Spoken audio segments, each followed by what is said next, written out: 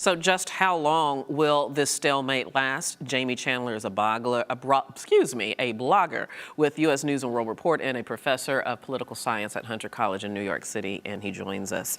Thank you so much, Jamie, for taking a few minutes with us. I do appreciate it. You know, this really is an amazing circumstance. You know, all sides have dug in. The Republicans say that they're going to continue to try to either delay or defund the Affordable Care Act. The Democrats say that they will not negotiate on this. The president says he will not use the Affordable Care Act as a bargaining chip. So the question is, who is going to blink first, and how long is it going to take for them to blink?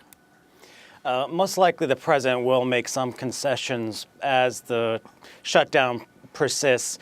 I'm expecting that it'll be over by Friday, but we'll probably see some delay in the implementation of the Affordable Care Act.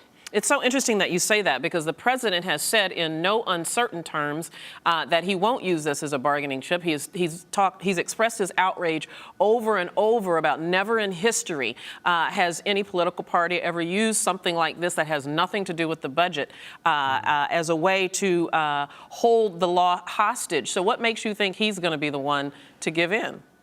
Well, the president has a history of backing down, particularly when he makes strong statements. And I think as the shutdown persists, there's going to be more pressure on him to resolve the situation.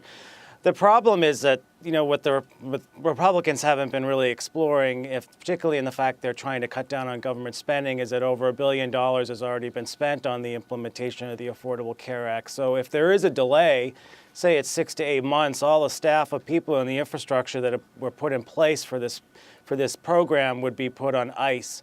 However, what I expect is that there'll be some negotiation where some aspect of the Affordable Care Program will be put on some kind of delay, perhaps the individual mandate, which Republicans have been arguing would be in parity with putting the corporate mandate on hold.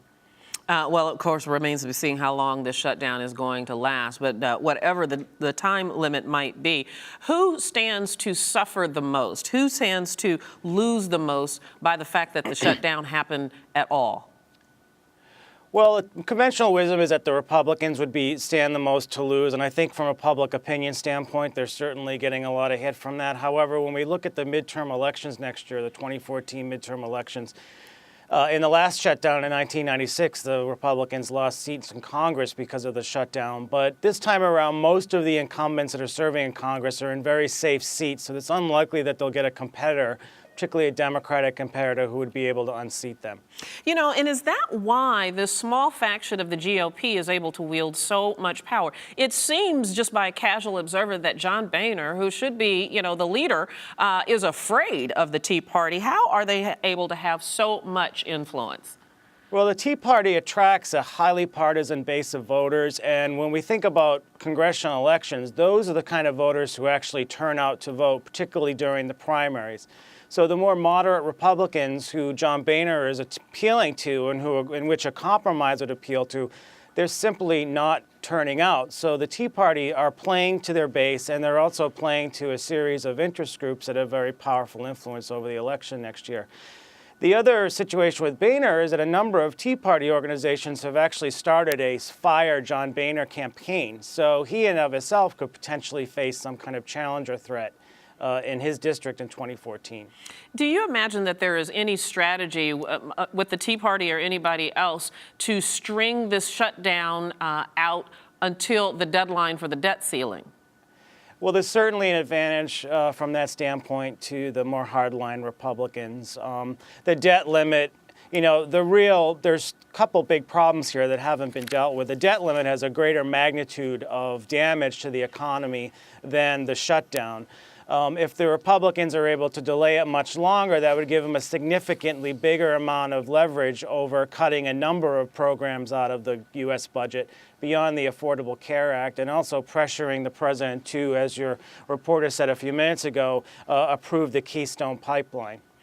And I wonder what might be Boehner's fate in all this. It certainly seems his leadership has been weakened here. Might we even see a change in the Speaker of the House? Well, we won't see one until the 115th Congress comes into office in January of 2014. There's probably a likelihood, depending on the outcome of the elections, that Boehner could either step down or be replaced. If he were to be replaced, if the Republican Party continues on its farther rightward track, we would probably see a prominent Republican who appeals to the Tea Party as a speaker. All right, Jamie Chandler, thank you very much. Appreciate your insight. You're welcome. And you're watching Arise America.